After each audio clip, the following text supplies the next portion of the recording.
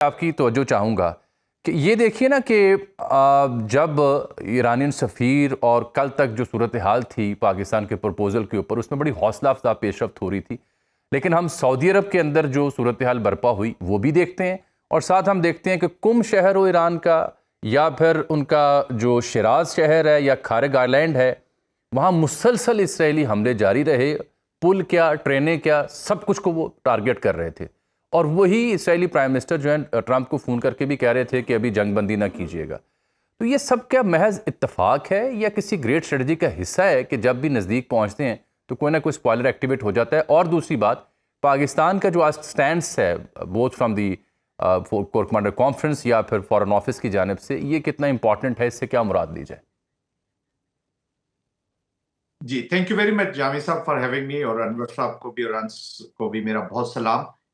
میں اچھے طریقے سے سن نہیں سکا انور صاحب نے جو کہا، بٹ اینی ویز یہ جو آپ نے باتیں پوچھی ہیں، پہلی چیز تو یہ جی بڑا فریجائل آرڈر ہے اس وقت، ورلڈ آرڈر ہے، اس کے بیچ میں یہ جنگ لڑی جا رہی ہے، اس لیے بہت سی سینسٹیوٹیز اٹیچ ہے۔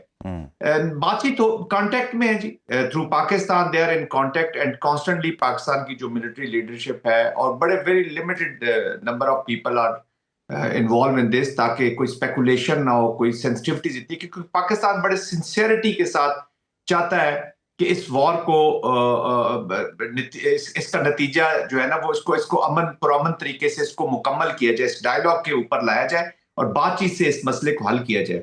اس میں پاکستان کی اپنی سینسٹیوٹیز بھی ہیں، وہ سعودی عرب کے ساتھ ہمارا جو اسٹریٹجک پارٹنرشپ ہے، دیٹس وائی یہ سعودی عربیہ والا جو انسیڈنٹ ہوا ہے اٹ از بڑا سینسٹیو ہے پاکستان کا۔ پاکستان کے فورن آفس نے بھی اس کے اوپر بات کی اور پاکستان کی آج جو کور کمانڈر کانفرنس ہوئی ہے اس کے اندر بھی اس انسیڈنٹ کا ذکر ہوا ہے۔ اٹ مین کہ ایک ٹریگر، ایک انسیڈنٹ جو ہے پورا سیناریو چینج کر دے گا۔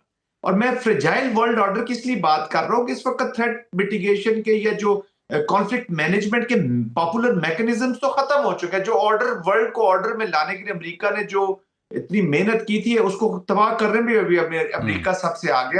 انفارچونیٹلی ایران کے لیے Pakistan in spite of our having lot of better relationship with Saudi Arabia and all that, Iran کے لیے پاکستان ایک بہت ایفرٹ کر رہا ہے، حد سے زیادہ ایفرٹ کر رہا ہے۔ آپ کو ہمیں اندازہ ہی نہیں ہے کسی کو جامع صاحب کی کتنی ایفرٹ جا رہی ہے۔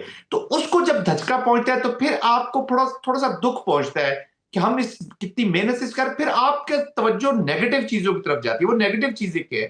اب دیکھیں پاکستان میں اور دنیا میں بھی ایک سوچ یہ شروع ہو گئی ہے کہ جو پولیٹیکل لیڈرشپ ہے ایران کی، probably they are not in a very good control of the war۔ ادھر بھی کوئی ہاکس بیٹھے ہوئے ہیں، ادھر بھی کچھ ایسے لوگ ہیں جو یہ کرنا چاہ رہے ہیں، اور اسرائیل کو تو آپ ایک رائڈر کلاس جس کو ملٹری میں ایک ٹرم یوز ہوتی ہے جو ہر جگہ فٹ ہو جاتی ہے، وہ تو ہے ہی اسپوائلر۔ وہ جو انہوں نے ٹرمپ سے ٹائم مانگا ہے جس کا بھی آپ ذکر کر رہے ہیں کہ جی ابھی آپ سیز فائر نہ، وہ یہی چاہ رہا ہے کہ تھوڑے سے ٹائم مجھے دے دے۔ آپ دیکھیں گے کہ یہ سعودی عرب، ایران، یہ مڈل ایسٹ کے اندر سے ان کا میں کانفلکٹ کریٹ کر دوں گا، اور اس کے بعد ہم اگر نکل بھی گئے اس پہ تو یہ آپس میں لڑتے رہ جائیں گے، ہم تو چلے جائیں گے، امریکہ بھی چلا جائے گا، اسرائیل بھی کچھ عرصہ ویٹ کر لے گا کیونکہ اس کی ایکسپینشنسٹ پالیسیز لیبنان میں وہاں تو اس کو موقع ملا ہوا ہے لڑنے کا۔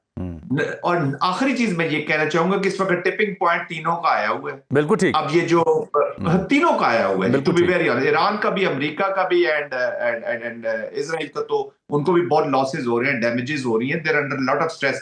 وہاں پہ ابھی اپروول جو ہے ریٹنگ جو ہے وار کے لیے وہ بہت نیچے چلی گئی ہے۔ نہیں اور تو اور اسرائیل میں اب ان کی جو آئی ڈی ایف ہے، آئی ڈی ایف کے اندر سرونگ جو ان کے فوجی ہیں وہ 4-5 گرفتار ہوئے ہیں۔ آج ہارٹس کی خبر تھی، سپائنگ کا ان کے اوپر الزام لگا، یروشلم میں ایک نوجوان کو پکڑا انہوں نے وہاں بھی، اور فوج 2-3 ہفتے پہلے بھی کہہ رہی تھی کہ مزید سوسائڈ کے بھی انسیڈنٹس جی ہوئے ہیں، بالکل رپورٹ ہوئے ہیں، تو وہ بھی ایگزاسٹ تو ہو رہے ہیں، نظر آ رہا ہے اپنی جگہ بے پناہ ملٹری مائٹ کے باوجود۔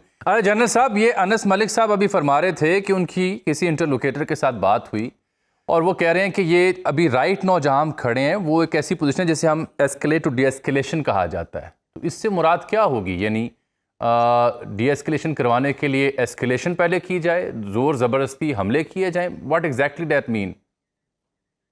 دیکھیے یہ جو ٹرم بیسیکلی یوز کی جاتی ہے یہ کمبینیشن ہے جی ملٹری اپلیکیشن کا اور ڈپلومیسی کا، کہ آپ ملٹری انسٹرومنٹ इंस्ट्रूमेंट को यूज करते हैं टू सबड्यू दी एनिमी, और वो उसको एक कंडीशन करके ऐसी जगह पे लाते हैं जहां पे वो पीस के बारे में बातचीत करना शुरू करते हैं। तो जिसको आप कह सकते हैं कि मिलिट्री स्ट्रेटजी और डिप्लोमेसी के कॉम्बो है, one.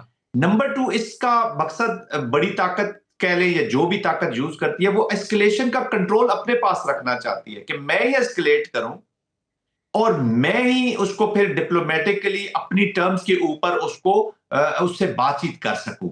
It is very risky in this Iranian context. Iran is not an ordinary enemy जी। तो ये आप मिलिट्री इंस्ट्रूमेंट को यूज तो करना चाह रहे हैं डिप्लोमेटिक विक्ट्री के लिए या बेटर टेबल के लिए, लेकिन वो रिस्पॉन्ड कैसे करेगा? हो सकता है फिर ईरान जो है, ईरान का असल में प्रॉब्लम ये फिर आ जाता है कि उसकी एस्केलेशन जो है ना जी, वो फिर एस्केलेट करेगा to D escalate in the reason, horizontal expansion के साथ।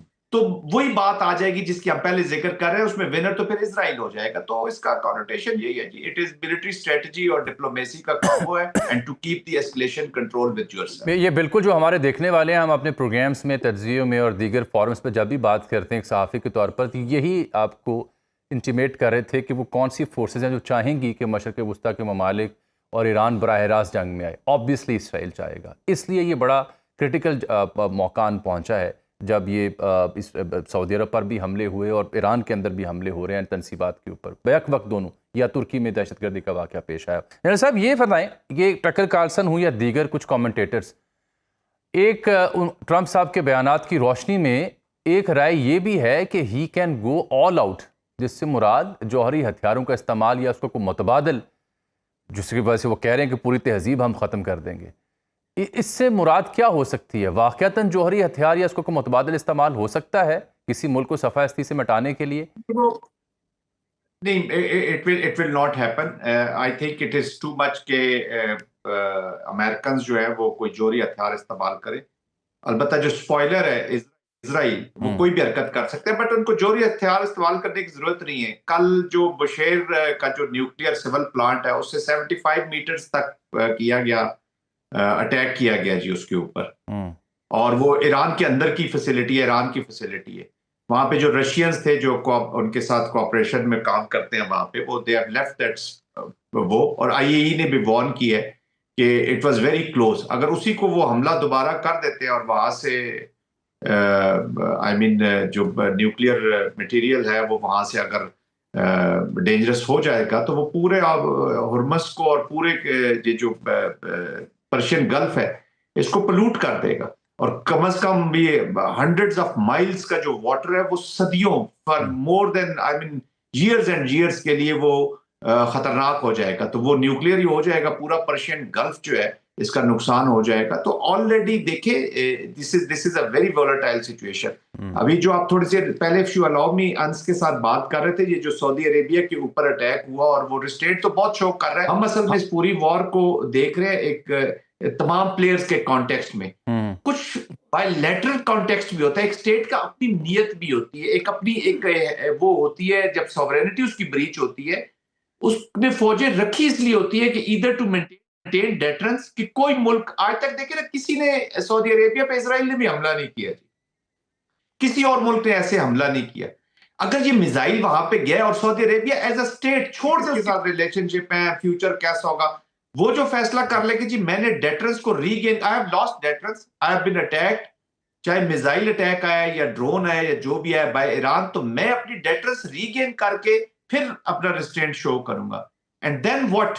तो फिर एक एस्केलेशन शुरू हो जाती है जी, और वो इंडिपेंडेंटली देखेगा, वो नहीं देखेगा कि वॉर किधर जा रही है, पाकिस्तान नाराज हो रहा है नहीं हो रहा, पाकिस्तान कोशिश कर रहा है, ईरान का क्या सिचुएशन होगी, ईरान मेरा नेबर है कि नहीं है। और पास्ट में कंटेस्टेशन रही है, इराक और यहाँ पे ईरान की लड़ाई भी होती रही है। तो ये वो डेंजरस चीजें होती हैं जो वॉर का एक इवेंट, एक मे बी टेक्टिकल इवेंट, वो ट्रिगर बनकर पूरी वॉर को एक नई शेप दे देते हैं जी। कभी कभी 9/11 का एक टावर कहां से कहां ले जाता है, कभी एक प्रेसिडेंट किसी का मारा गया या किंग मारा गया तो वर्ल्ड वॉर शुरू हो जाती है। तो सम टाइम वन इवेंट, अभी तक देखे ना अली खamenei साहब की जो शहादत हुई, उसके बाद ईरान का आपने देखा डिफाइंस का लेवल किधर चला गया, आपने उसमें जान डाल दी। अली खamenei शायद जिंदा होते तो मैं पर्सनली समझता हूं کہ شاید اس طریقے سے ریزسٹنس یا اس طرح کی طریقے سے ایران جو ہے وہ ہارڈ سٹانس نہ لیتا. یہی ایران اس وار سے پہلے آپ کے یورینیم کے اوپر اور نیوکلیئر کے اوپر ہر چیز پہ کمپرومائز کرنے کو آلموسٹ تیار تھا, لیکن اب وہ ان کا سٹانس دیکھ لیں کدھر چلا گیا. کبھی اسٹریٹجک چوکنگ آف ہرمز کا سوچا بھی نہیں جا رہا, جب ہوا ہی نہیں کبھی, انہوں نے اس کو ایگزیکیوٹ کر دیا. کیوں کہ آپ نے علی خامنہئی صاحب کی شہادت کی ہے تو انہوں نے چوک کر دیا, جو چیز نہیں ہونے والی تھی وہ بھی کرا دیا. تو یہ ایسکلیشن کسی کے کنٹرول میں جامی صاحب رہتی نہیں ہے. یہ پھر ایونٹس اس کو ڈکٹیٹ کرتے کرتے یو ایوری ڈے, اور یہ تو اتنا سینسٹیو وار ہے, آفٹر ایوری فیو آورز ہم ایک نئی اسٹریٹجک انوائرمنٹ میں چلے جاتے ہیں. کوئی اسیسمنٹ کرنے کو honestly telling you being analyst ہماری تو وہ کہتے ہیں جی دماغ کی لسی بن گئی ہے جی, to be very honest. after every few hours ایک نئی اسٹریٹجک انوائرمنٹ نہیں, یہ جنرل صاحب, یہ this is very true.